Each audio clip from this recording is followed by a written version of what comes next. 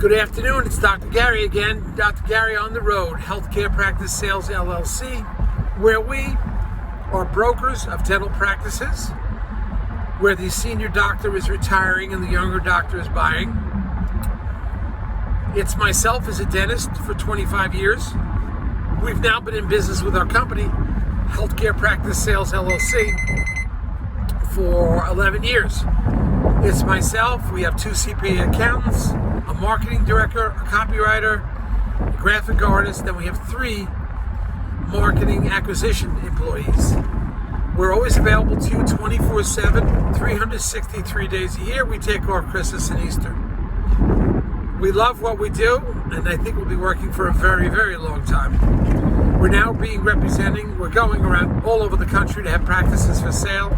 We currently have 14 states that we're involved with. We're going to expand that to 22 states soon. And soon we'd like to be nationwide, but we'll work with anybody across the country right now. So please call us, there's no obligation to call. Today's topic is going to be what upsets the buyers the most in contract negotiations. One of the biggest issues is if the doctor selling has a second office. Even if the second office is an hour away, the buyer goes crazy over that. It will break deals up, they will just lose it over that.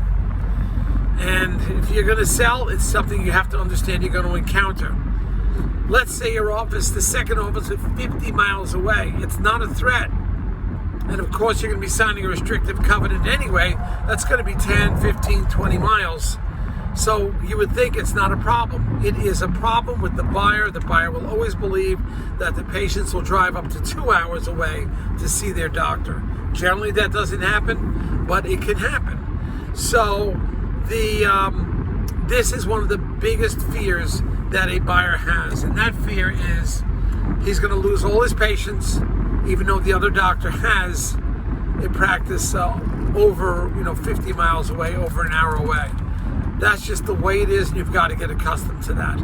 So you try to avoid it. Maybe you sell you sell both practices simultaneously, whatever your thought.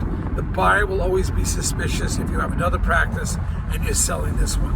Whatever you say, it could make the deal fall apart. Now, we have one practice right now. It's up in New Jersey. The doctor has 2 practices. The other is about 35, 40 minutes away in a totally different a lower socioeconomic environment. This practice being sold is a higher socioeconomic practice.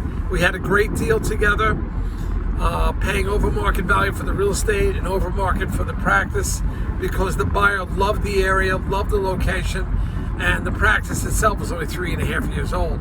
The doctor was moving to California. But this seller also had another practice 40 minutes away. And it was a huge problem for the buyer. That drove her crazy. She wouldn't sleep at night. And the deal fell apart because of that. Even though the doctor's moving, she figures there's something fishy. And something you have to be aware of. Simply have 2 practices. You may have to sell both of them at the same time. Just so you don't have fear of the buyer. Even though there's a restrictive covenant. Please give us a call, 201-663-0935, 201-663-0935. We're available to you 24/7, 363 days a year. We take our Christmas and Easter. Our website is www.dentalpracticeguide.com. And our email is drgary@dentalpracticeguide.com.